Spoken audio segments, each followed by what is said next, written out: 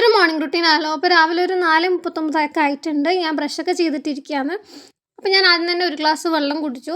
പിന്നെ അതിനുശേഷം തലേന്ന് രാത്രി ഞാൻ കുറച്ച് ഉണക്കമുന്തിരി വെള്ളത്തിലിട്ടിട്ട് വെച്ചിട്ടുണ്ടായിരുന്നു. അപ്പോൾ അതെടുത്തിട്ട് ആ ഒരു ഉണക്കമുന്തിരി ഒന്ന് പിഴിഞ്ഞിട്ട് ആ വെള്ളം കുടിക്കും. അപ്പോൾ ഇങ്ങനെ ചെയ്യുന്നത് ചോര വെക്കാൻ നല്ലതെന്നാണ് പറയുന്നത്. അപ്പോൾ ഞാനിതിപ്പോൾ കുടിക്കലുണ്ട് കുറച്ചായിട്ട്. അപ്പോൾ അങ്ങനെ അതുകൂടി കുടിച്ചു. പിന്നെ ഞാനിപ്പോൾ ഡെയിലി വെയിറ്റ് ഗെയിനുള്ളൊരു ഷേക്ക് കുടിക്കലുണ്ട്. അപ്പോൾ അതിന് വേണ്ടിയിട്ട് ഒരു 3/4 കപ്പ് പാല് ഞാൻ ചൂടാക്കാനായിട്ട് വെച്ചിട്ടുണ്ട്.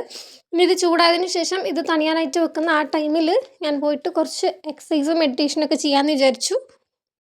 മെഡിറ്റേഷൻ ഞാൻ പൊതുവേ ചെയ്യാറുള്ളൊരു കാര്യമല്ല, പക്ഷെ ഒന്ന് ഇതൊക്കെ പ്രാക്ടീസ് ചെയ്യാൻ വിചാരിച്ചു. അപ്പോൾ മെഡിറ്റേഷൻ ഞാൻ എന്താ ചെയ്യുന്നത് വെച്ചാൽ ജസ്റ്റ് എൻ്റെ ബ്രീത്തിൽ ഇങ്ങനെ കോൺസെൻട്രേറ്റ് ചെയ്തിട്ട് കുറച്ച് സമയം ഇങ്ങനെ ബ്രീത്ത് ഇൻ ബ്രീത്ത് ഔട്ട് ചെയ്ത് കളിക്കുകയേ ചെയ്തിട്ടുള്ളൂ.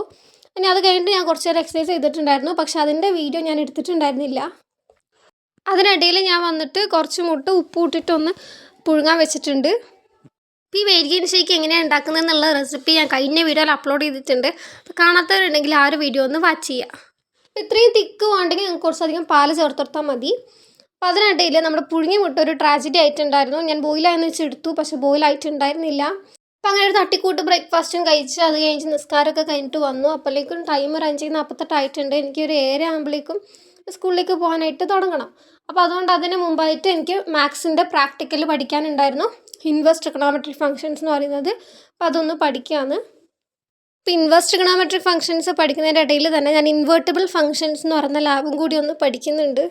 ഇത് ശരിക്കും ഇന്ന് പഠിച്ചിട്ട് പോകാൻ പറഞ്ഞതല്ല, പക്ഷെ അന്ന് ഇത് ചെയ്ത ദിവസം ഞാൻ ആബ്സെൻ്റ് ആയിരുന്നു. സോ ഇന്ന് പഠിച്ചിട്ട് പോയാൽ ചെയ്യാൻ പറ്റും എന്നുള്ള വിശ്വാസത്തിലാണ് പോയിട്ടുണ്ടായിരുന്നത്. പക്ഷേ ഇൻവേഴ്സ് മാത്രമേ എൻ്റെ ഇത് കംപ്ലീറ്റ് ആയിട്ടുള്ളൂ.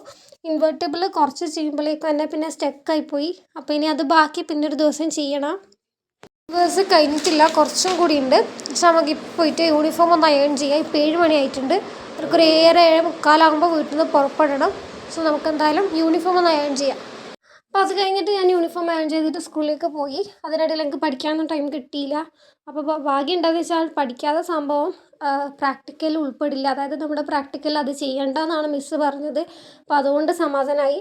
അപ്പോൾ ഇത്രയേ ഉള്ളൂ ഇന്നത്തെ ഒരു വീഡിയോ. അടുത്തൊരു വീഡിയോയിൽ വീണ്ടും കാണാം. ബൈ.